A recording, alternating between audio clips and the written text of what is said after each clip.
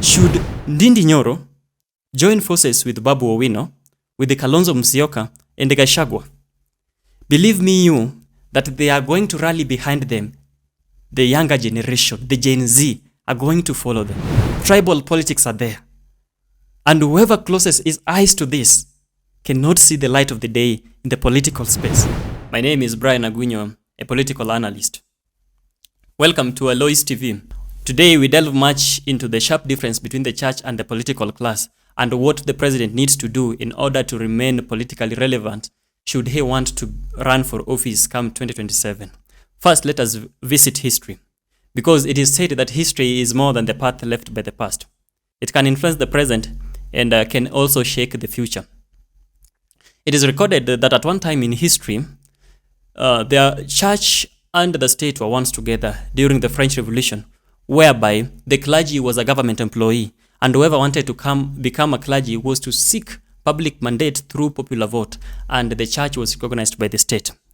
Tracing back to the medieval period, there was a lot of interference between the church and the state, which then now forced people to belong to the Church of England. This then made people to migrate or escape to the United States of America, as in America, they had the freedom of worship. The intended purpose was to separate the church and the state, and this was confirmed when the church and the state was separated in the United States of America. Today, we the electorate must be alive to the fact that when there is intermingling between the church and the state, we risk creating a dictatorial government or an autocratic government where the president has the right to form a state religion, which is then going to contradict our constitution, Article 8, which categorically states that there should be no church state.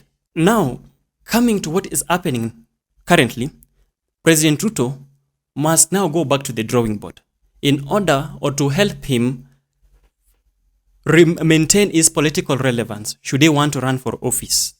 And tracing back in the year from the year 2017, having mastered the Machiavellism theory, the president would be seen occasionally, at least every Sunday, in a church whereby he would be performing or conducting his evangelistic role through donation of money to help build churches, bigger churches I state categorically, and of course doing things like issuance of brown envelope, buying buses to different churches. On the contrary, today, the same church which helped him to become the president is coming against him, citing different cases of rampant corruption, issues like overtaxation, and also unkept promises.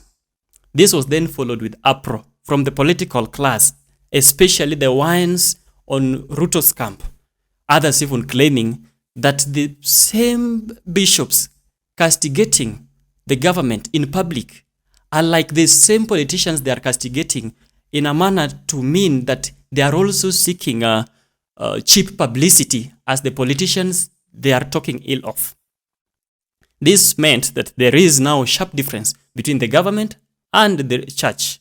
And categorically, as a political analyst, the state to which this one is going to take us is we are going to see or be presented with a scenario where the church is going to miss in Ruto'S camp.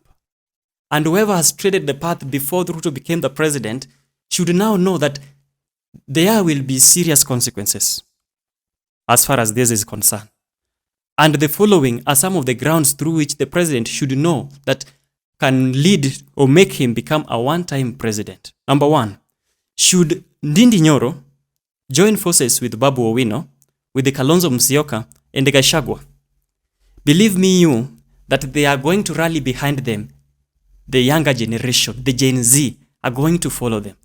And this will send the president with his entire cabinet packing. Number two, the president, if the president fails to acknowledge that Kenyan politics are driven with something called tribal arithmetic, whereby we have to acknowledge the fact that tribal tribal politics are there. And whoever closes his eyes to this cannot see the light of the day in the political space. And for this reason, if the president fails to have influential figures from the mountain on his side, then Rigathi Gachagua will do anything in his power to see or outsmart his master. And of course, that is what he's out to do, because he's out for revenge. Another thing that can send the president packing, should he fail to seal all the loopholes that can make the Gen Z to come back to the street. Remember, these are people who are subdued. These are people who are coerced. They didn't finish what they intended to finish. And these are people who are even getting motivation from their parents. And they will also have influential figures who support their ideology. Then this is going to send the president packing. But however, there is still light for the president. And there are a few things that if the president do now with swift speed, he can come back to the political limelight, the Ruto we used to know. Number one, the president must adopt President Ibrahim Traore, the transitional president of Burkina Faso's, standpoint on salary, where after even becoming the president, he's still earning the amount of money or the salary that he used to earn when he was a captain. And even better still, the president can forgo his salary. We all know, me and you know, that the president is rich and making millions, can forgo his salary. The president should reduce his convoy. Remember, in Kenya, despite the fact that we are people in the southern pole, despite the fact that we are a third world country, when we are presented with a situation, a kind of a flamboyant life where our president is like a president of a first world country. So the president should reduce his convoys. Through this, the citizen would feel like at least their public funds are not wasted. Another thing that the president should now do is that he should die with Raila Amolo Odinga. Because with Raila in his camp, at least is going to be able to compensate the votes that is likely to lose from the mountain. Another thing that I think the president should do, the president should now forgo unfamiliar policies.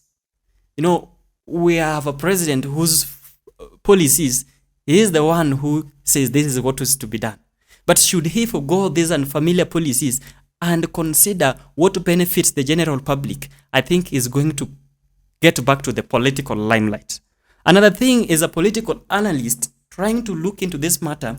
The president, Right Honorable William Samoei Ruto, should now focus on practical politics, not the theoretical politics, where he's ever on streets to Metenga, to Taweka, to Meweka. He should now focus on practical politics, because this is going to help him come back to the real man he used to be.